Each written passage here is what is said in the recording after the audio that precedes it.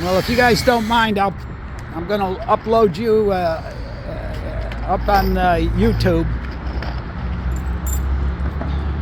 Sounds good to me.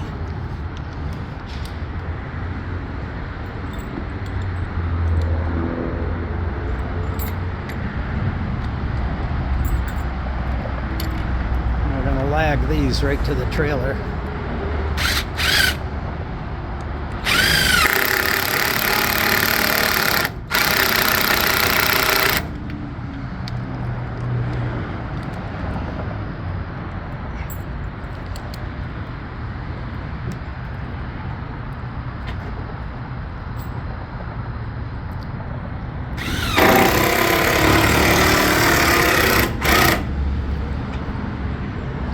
You think we can put one in the front?